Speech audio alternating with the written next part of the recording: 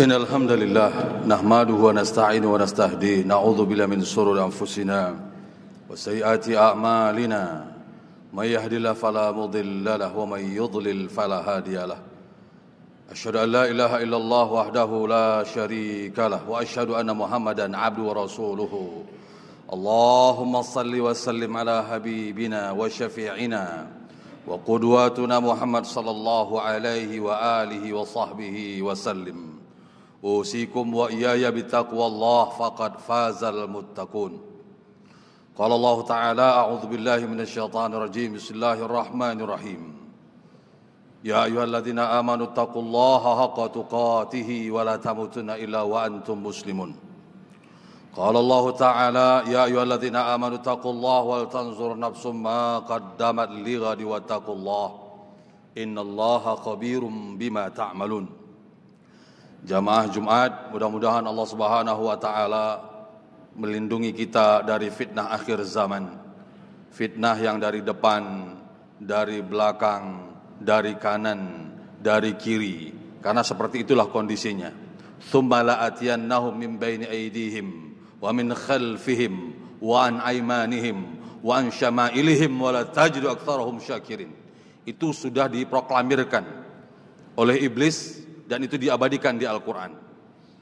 Karena mereka pada saat itu, engkau telah menyesatkan aku, maka hari ini aku proklamirkan, aku akan datang, tsumma la'atiyannahum.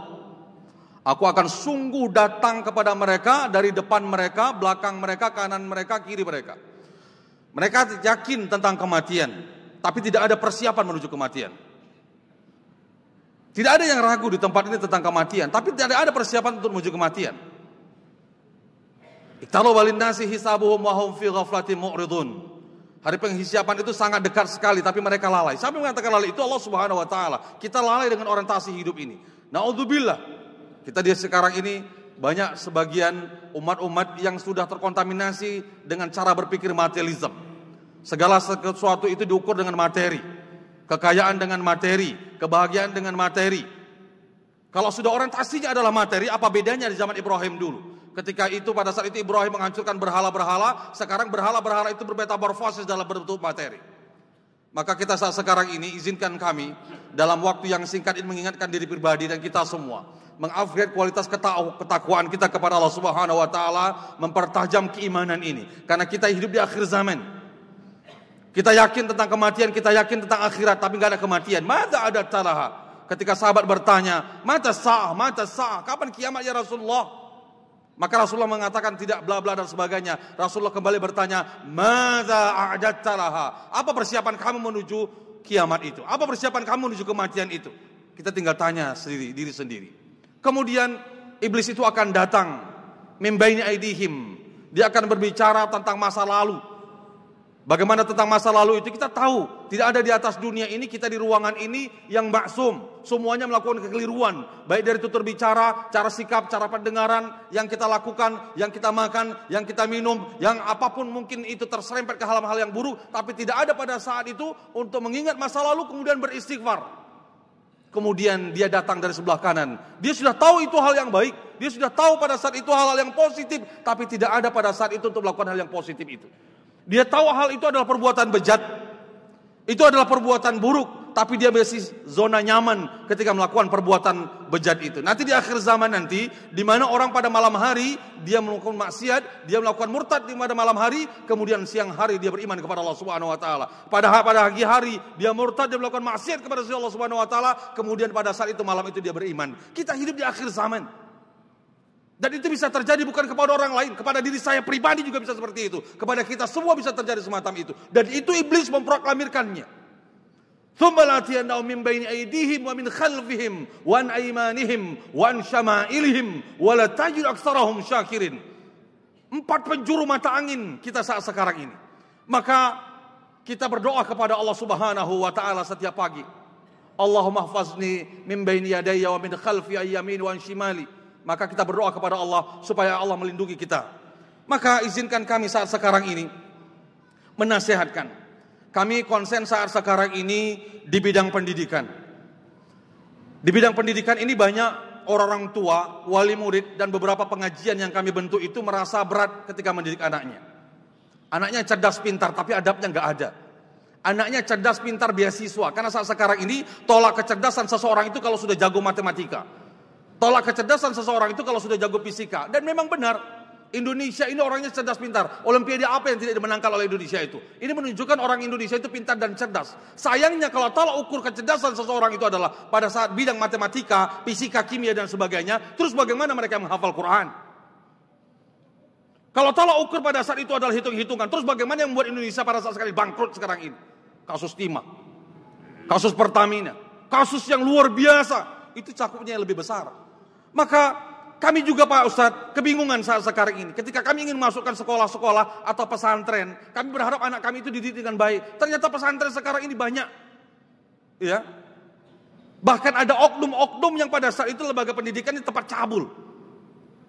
Ada walid-walid gaya baru saat sekarang ini, berjubahkan pada saat itu, berjubahkan dengan casing-casing Islam, tapi orientasinya adalah perut dan selangkangan. Naudzubillah min dzalik. Tapi kita harus berbicara fair. Kita terbuka sekarang ini. Kita harus siap dikoreksi. Saya memimpin 4 pesantren, saya siap dikoreksi. Memang begitu kondisinya. Kiai-kiai yang sibuk pada saat itu seakan-akan kalau megang pacul, megang lumpur itu aib, turun kastanya. Berangkat dan pulang naik mobil mewah, tapi 100 meter, 200 meter orang di sekitar dalam kondisi laparan. Dia buat pesantrennya 4 meter tiangnya, tinggi. Dia didik anak pesantrennya. Dia didik pada saat itu semua dengan kurikulumnya. Tapi ada orang kelaparan di sekitar pesantren itu. Islam apa yang dimaksud seperti ini? Araita alladzi yukadzibu bid-din. Fadzalika alladzi yad'ul yatim wa yahudu 'ala ta'amil miskin.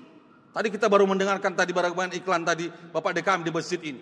Bahwa setelah kita kuat dengan orientasi keibadah kita kepada Allah, ruku sujud kepada Allah Subhanahu wa taala, enggak mungkin orang nun jauh di sana yang dekat di sekitar kita dalam kondisi lapar. Karena tujuan dalam Islam itu adalah ngasih makan.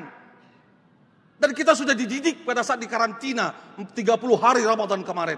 Bagaimana akidah kita kuat, ibadah kita kuat, akidah kuat, ibadah kuat, semuanya itu sedang kita lakukan pada saat Ramadan itu. Tapi implementasinya sebelum Idul Fitri, maka kita dianjurkan mengeluarkan zakat fitrah. Artinya apa? Kamu sudah dibuat lapar, sengaja lapar dan dahaga, tapi tidak muncul pada saat itu rasa empati pada dirimu. Ini bullshit yang seperti ini. Apa yang Allah mau di situ? Urusan kita kepada Allah itu yang pertama sekali. Pondasi kita kepada Allah Subhanahu wa taala itu yang kita perbaiki saat sekarang ini. Maka banyak orang tua kewalahan. Banyak orang tua saat sekarang ini kewalahan, kebingungan mendidik anaknya yang cerdas, yang pintar, tapi enggak ada adab. Lemah dari segi ruku sujud kepada Allah Subhanahu wa taala. Maka simpelnya seperti ini. Allah memberikan di situ sebuah gambaran. Alam tara kaifa daraballah masalan kalimatan thaibatan kasajaratin thaibatin asluha tsabitun wa far'uha fis sama. Coba perhatikan itu bagaimana Allah membuat sebuah permisalan. Kalimat yang baik itu seperti pohon yang baik. Asluha tsabitun wa far'uha fis sama. Akarnya menghunjam ke bumi, kemudian dahannya menjulang ke langit. Ini menunjukkan apa? Gambaran sebuah pohon yang harus kita persiapkan sebagai orang tua, sebagai pendidik, siapapun di antara kita ini dengan segala profesinya. Kita didik mereka. Apa yang perlu kita didik saat sekarang di akhir zaman ini, Bapak sekalian? Jangan sampai seperti kita. Sudah sholat tapi gak usuh, gak ada ketenangan dan sebagainya. Apa permasalahan saat sekarang ini? Jangan sempat terjebak pada saat itu. Anak itu bagus ekonominya, fisiknya kuat, otaknya cerdas, tapi mentalnya rapuh, jiwanya lebay. Apa yang perlu dikuatkan? Maka di Al-Quran ini, kuatkan pada saat itu akidahnya. Kuatkan akidahnya, ini pondasi yang luar biasa sekali. Kita tinggalkan mereka pada saat itu dengan rumah mewah, uang yang banyak. Apa yang terjadi dengan rumah mewah? Apa yang pada saat itu kita tinggalkan pada saat itu dengan ekonomi yang baik, tapi spiritualnya lemah. Ini menjadi bumerang sama dia. Harta itu juga justru membuat celaka bagi anak kita itu. Seorang anak yang pada saat seorang bayi yang beri susu terlalu berlebihan bukan menjadi baik bagi anak itu. Sungguh menjadi kerusakan bagi anak itu. Apa yang perlu kita kuatkan saat sekarang ini? Karena kita memang dianjurkan waliyahsyalladzina tarakum bi khalfihim dzurriatan dhi'afan khafu 'alaihim falyattaqullah wal yaqulu qawlan sadida. Hendaklah orang-orang tua takut meninggalkan anaknya, lemah ekonominya, lemah kesehatannya, lemah pendidikannya, lemah spiritualnya. Dan jangan sampai seperti ini. Dan kita termasuk orang yang berdosa, pasti berdosa. Karena kita meninggalkan anak itu dalam kondisi lemah spiritualnya. Dan kita juga tidak membiarkan anak-anak itu dalam kondisi belangsak hidupnya. Artinya butuh persiapan matang. Bukan pada saat itu punya anak, dikasih makan, kasih minum. Cuman seperti itu saja, tapi ruhnya, mentalnya, jiwanya tidak diinstal, tidak ditanam. Kemana wahai ayah semuanya? Maka saat sekarang ini permisalannya dimisalkan Allah Subhanahu wa taala dalam surat Ibrahim itu, kuatkan akarnya, kuatkan akidahnya, kuatkan tauhidnya. Kemudian dari akar yang terhujam itu, maka pada saat itu apapun yang dia hadapi, next time kita tidak bersama anak-anak kita. Kita tidak bersama mereka lagi, tapi pada saat kita tinggalkan mereka, mereka kuat spiritualnya, kuat mentalnya, kuat batinnya, dan pada saat itu adalah apa yang kita harapkan. Yang kita harapkan adalah tu'ti ukulaha kulahin bi'izni rabbiha. Ketika akidahnya kuat, syariahnya dia melakukan yang Allah mau, meninggalkan yang Allah mau, maka samrahnya pada saat itu, buahnya adalah dia bermanfaat dengan orang di sekitarnya. Apa jadinya sebuah buah, pohon apapun yang besar menjulang tinggi ke atas, kalau tidak bermanfaat, tidak bisa diambil hijaunya, tidak bisa diambil dahannya, tidak bisa diambil kulitnya, tidak bisa diambil maksimalkan buahnya, maka pada saat itu bagi petani, dia akan tebang pohon itu karena nggak bermakna. Maka alangkah naibnya ketika orang itu kuat ruku sujudnya kepada Allah Subhanahu wa taala, tapi nggak berasa, nggak bermanfaat dengan orang di sekitarnya. Tutur bicaranya nyelekit. Karena hatinya adalah pada saat itu septic tank. Maka yang keluar dari mulut adalah sebuah kalimat-kalimat yang jorok semua. Dan itu yang terjadi. Bukan hanya pada politisi, bukan hanya pada pakar ekonomi, tapi pada ustadz, para kiai pun saat sekarang ini menggunakan metode yang saling menghujat antara satu dengan yang lain. Wa'aliyahudzubillah. Maka banyak sunnah yang akan kita dirikan. Selain sunnah pada saat itu memanjangkan jenggot umpamanya, pakai jubah, gamis dan sebagainya, itu sunnah-sunnahnya. Tapi sunnah yang spesial yang ditinggalkan Rasulullah SAW itu adalah bagaimana tazkiyatun nafas, membersihkan jiwa sehingga hati itu bersih, tutur katanya baik. Maka Rasulullah SAW itu melihat orang-orang di sekitarnya tersenyum Rasulullah SAW. Karena Al-Quran itu pada saat itu diturunkan di sekitar Rasulullah itu banyak kafir dan hampir kafir semuanya. Tapi bagaimana orang kafir itu bisa menerima dan terinstal di hatinya Al-Quran? Siapa itu Utsman bin Affan? Siapa itu Umar bin Khattab? Siapa itu Khalid bin Walid? Siapa Talha bin Ubaidillah? Dengan masa lalu mereka, kok bisa Al-Quran itu bisa diterima dari orang kafir itu? Bagaimana cara, kok bisa Rasulullah itu menyampaikan Al-Quran itu bukti indahnya, tutur bicaranya, perhatiannya, sehingga sahabat-sahabat yang pada saat itu kafir dijamin masuk surga. Umar bin Khattab itu kurang apa dia premannya dengan masa lalunya, tapi justru dia 10 sahabat yang dijamin Rasulullah SAW masuk surga. Jamaah sidang Jumat yang dimuliakan Allah Subhanahu wa taala. Kita saat sekarang ini, Al-Quran ini, mungkin kita muslim. Ya, banyak di antara kita ini muslim. Tapi hanya muslim saja. Belum ditingkatkan menjadi mukmin. Belum meningkatkan lagi menjadi muttaqin. Kok bisa saat sekarang ini orang tidak empati dengan Al-Quran? Tidak empati dengan As-Sunnah. Bukan permasalahan Al-Quran dan As-Sunnahnya. Cara penyampaiannya, itu yang perlu diperbaiki. Mudah-mudahan kita memperbaiki diri, Bapak sekalian. Kita tinggalkan anak-anak kita. Bukan anak-anak kita, tapi diri kita sendiri. Kuatkan akidah kita. Kuatkan ibadah kita. Maka pada saat itu adalah hasilnya adalah sebuah akhlak yang mulia, tutur bicara yang terbaik, hati yang bersih, sikap yang pada saat itu bijak dengan orang-orang di sekitarnya. Aqulu qauli hadza wa astaghfiru innahu huwal ghafurur rahim.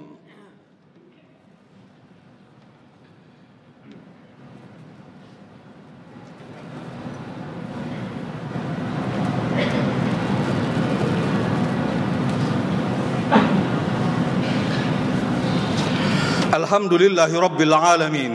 Wassalatu wassalam ala nabiyina wa syafi'ina wa qudwatuna Muhammad sallallahu alaihi wa alihi wa sahbihi wasallim. Jamaah Jumat yang dimuliakan Allah Subhanahu wa taala. Baru beberapa pekan yang lalu, selama 30 hari Allah karantina kita.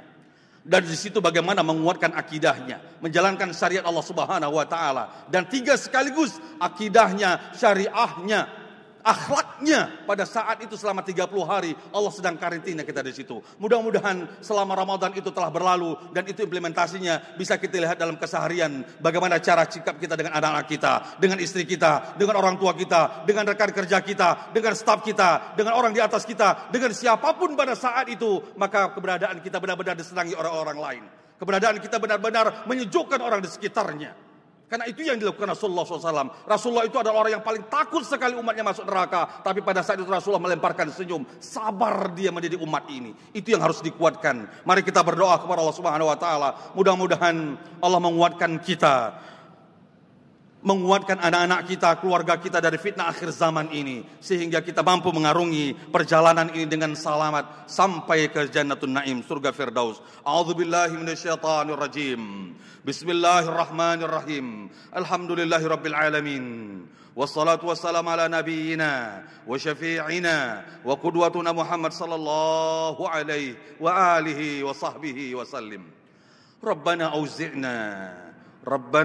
أوزئنا أن نشكر نعمتك التي أنعمت علينا وعلى والدينا وأن نعمل صالحا ترضاه وأدخلنا برحمتك في عبادك الصالحين.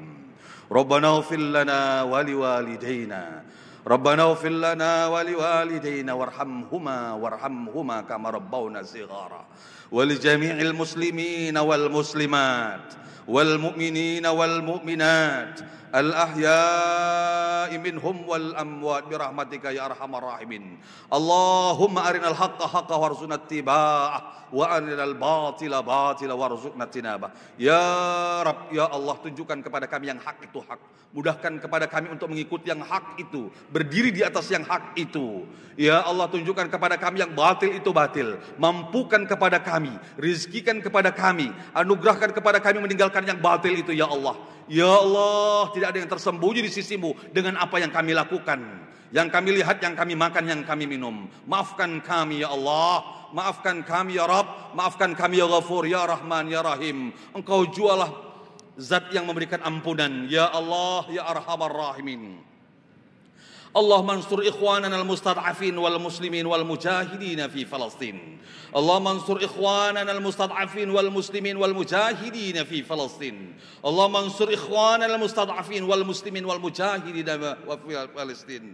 Wa fi kulli makan ya arhamar rahimin. Ya Allah, jadikan Indonesia ini negeri yang baldatun thayyibatun rabbun ghafur. Berikan kepada kami pemimpin-pemimpin yang lembut hatinya, bersih hatinya, peduli dengan rakyat ya Allah, memperjuangkan pikiran waktu mereka untuk umat ini ya Allah, untuk rakyat Indonesia ya Allah. Ya Allah, angkat derajat mereka yang memikirkan Indonesia ini ya Allah. Ya Allah, ya Arhamar Rahim, lindungi mereka, jauhkan dari mara bahaya ya Allah. Ya Allah, jauhkan kami dari pemimpin-pemimpin yang orientasinya adalah diri dan keluarganya saja ya Allah. Ya Allah, ya Arhamar Rahimin, jauhkan kami dari pemimpin-pemimpin yang punya kepentingan-kepentingan hanya untuk pribadinya saja ya Allah. Ya Allah, ya Arhamar Rahimin. Rabbana la tada' lana dhanban illa ghafartah ولا هما إلا فرجته ولا مريضا إلا شفيته ولا ميتا إلا رحمته ولا دينا إلا قضيته ولا حاجة من حوائج الدنيا إلا قضيتها ويسرتها يا أرحم الراحمين.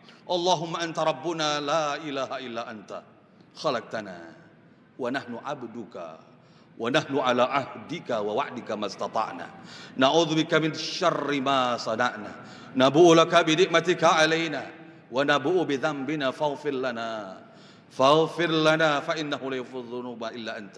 Ya Allah, kami mengakui nikmat yang Kau berikan kepada kami, dan kami mengakui dosa yang kami lakukan. Maafkan kami, ampunkan kami. Jangan Engkau cabut nyawa kami sehingga kami mudah beristighfar dan minta ampun kepadamu. Ya Allah, kuatkan kami, keluarga kami, kaum muslimin dimanapun mereka yang berada ya Allah, menghadapi fitnah akhir zaman ini ya Allah. Ya Allah, mudahkan kami melihat yang benar itu ya Allah.